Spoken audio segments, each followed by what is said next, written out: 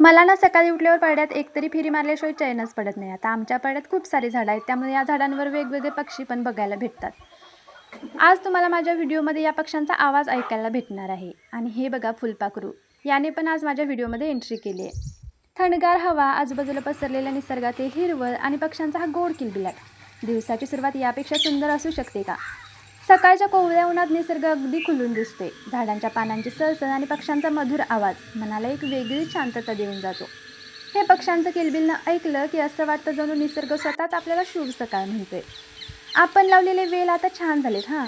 आता हा दोडक्याचा, भोपळ्याचा आणि काकडीचा वेल आपण लावलेल्या काठ्यांवर मस्त चढलेत. बाकीचे वेल पण आता छान झालेत. अजून एक काकडीचा वेल तर आता फुलांनी भरून गेलाय.